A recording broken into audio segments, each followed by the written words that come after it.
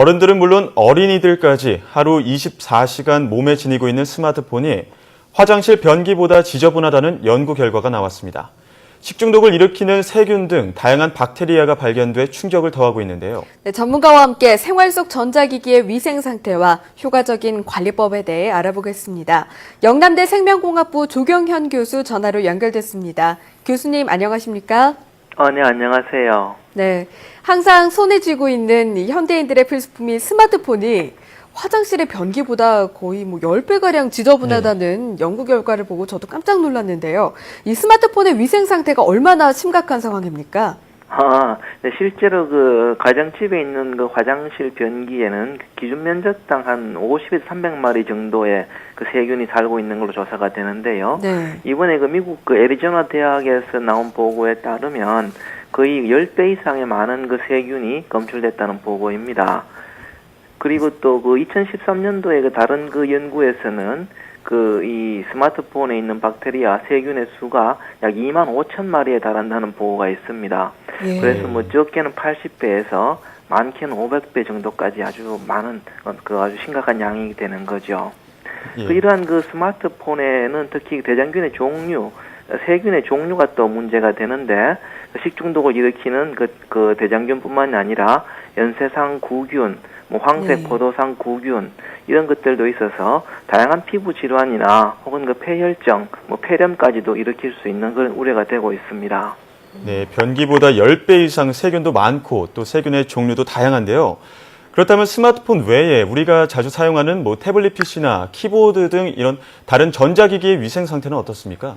네, 그 영국의 그 선행 연구에 따르면 그 이런 그 태블릿 PC 혹은 그 어린이들이 주로 사용하는 그 게임 조종기, 그 다음에 그 컴퓨터 자판, 뭐 이런 또 그 TV 리모컨 이런 것들도 거의 상황이 비슷하다고 합니다. 예. 그래서 태블릿 PC의 경우에 특히 스마트폰보다 훨씬 더 크기가 크기 때문에 그 더 많은 박테리아가 서식할 가능성이 크고요.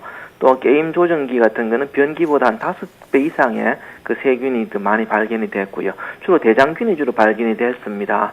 이 말은 주로 그 음식 섭취와 혹은 그 이런 그 화장실의 사용 이런 것들이 서로 그 연관되어 있고 그 손 씻기가 자주 되지 않기 때문에 이런 그 세균의 우려가 더욱더 큰 걸로 보이고요.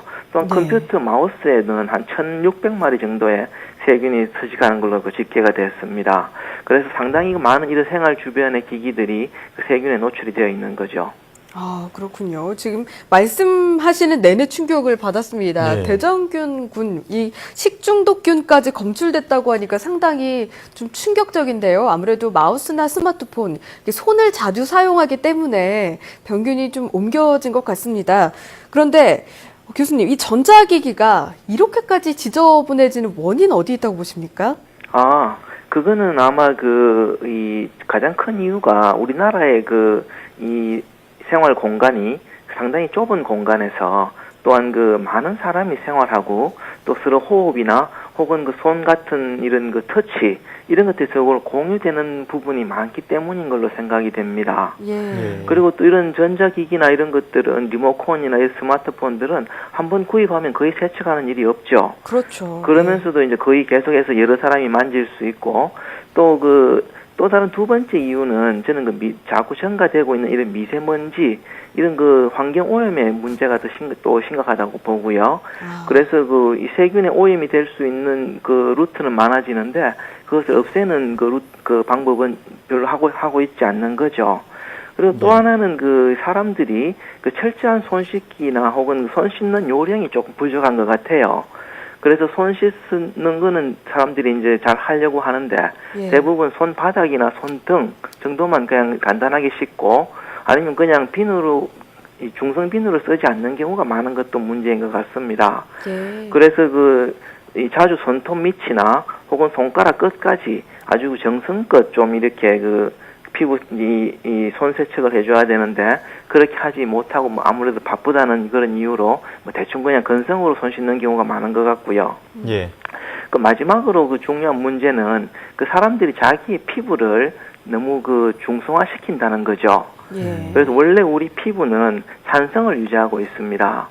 그런데 여기에 알칼리성 비누나 혹은 그 알칼리성 화장품을 많이 쓰게 되면 예. 그 피부가 중성화돼서 이 세균의 증식이 자꾸 더 늘어나는 거죠. 예. 그래서 그 올바른 손 씻기의 요령 이런 것들이 조금 그리고 올바른 그 비누나 화장품의 사용 이런 것들이 조금 더 필요할 것 같습니다. 예, 아무래도 비누를 이용해서 손가락 끝까지 씻는 습관을 들이는 게 중요할 것 같은데요. 또 요즘처럼 여름철 덥고 습한 날씨가 또 세균 번식에 더 영향을 주진 않을까요? 당연히 그 영향을 많이 줍니다. 네. 왜냐하면 여름철에 가장 그 흔한 질환인 장염을 일으키는 포도상 구견이나 아니면은 그 장염 비브리오, 뭐 살모넬라 균들이 전부 다 이 고온 다습한 기후에서 쉽게 번식을 하죠. 그리고 또 그 최근에 그 미국에서도 그 심각한 문제가 지금 발생되고 있는 그 레지오넬라 균, 이 레지오넬라 폐렴균에 의한 레지오넬라증 이런 것들이 그 심각한 그 문제가 됩니다.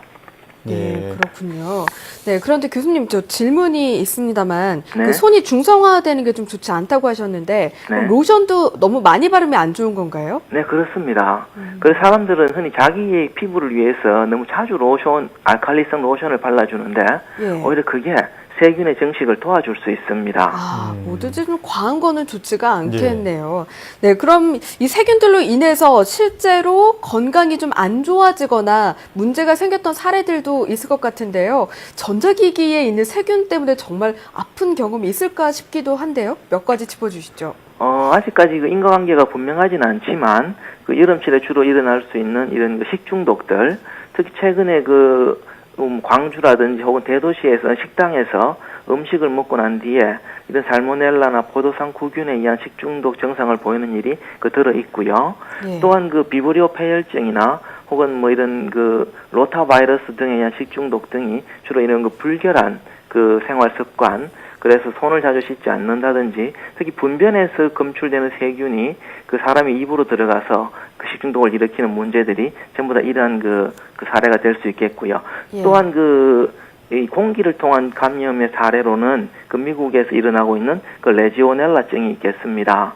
예. 그래서 주로 그 많은 사람들이 그 생활하고 있는 그 대량 냉방 장치가 있는 대규모 냉방 시설에서 주로 그 생활하는 사람들에게서 많이 나타나는 그 폐렴이죠. 그 한 해에도 미국에서도 그 몇백 명의 그 사망자가 날 정도로 심각한데요. 아마 우리나라에서도 좀 문제가 되고 있는 걸로 알고 있습니다. 이런 예. 것들이 전부 다 그 에어컨의 필터, 이런 데 세척 불량 등으로 인해 가지고 그 폐렴균이 증식해서 생겨나는 질병이죠. 네, 아무래도 눈에 보이지 않는 세균에 대해서도 이런 경각심을 가져야 할 것 같은데요. 그렇다면 전자기기 외에도 이 세균들이 생길 우려가 있는 생활용품엔 또 어떤 것들이 있을까요? 아무래도 그 사람들이 손이 많이 닿고 그 공용으로 사용하는 것들이 많겠죠. 예. 흔히 한국소비자보호원에서 조사를 해보니까 그 할인 매장에 있는 쇼핑카트, 손잡이 이런 예. 것들이 심각하고요. 또 당연히 뭐 버스나 지하철의 손잡이나 혹은 그 공용시설에서도 꼭지 아니면은 공용시설에 있는 그 정수기에 있는 손잡이 뭐 이런 것들이 아주 그 심각한 그 세균 오염이 되어 있고요. 또한 그 식당 메뉴판 이런 것들 사람의 침이 튀기거나 아니면 여러 사람이 손이 닿을 수 있는 것들이 이제 크게 문제가 되고요. 또 집에 있는 전화기나 혹은 그 레지오넬라증에 관계가 있는 에어컨들 이런 것들이 이제 이 세균이 많이 검출되는 것들이죠. 네, 네. 그렇다면 좀 위생적으로 사용하기 위해서 어떤 점들을 기억해야 될까요? 역시 가장 개인적으로 할 수 있는 거는 이제 손 씻기인데요. 예. 그냥 건성으로 씻지 말고 지금보다 더 오래 3분 이상 씻어야 되고요.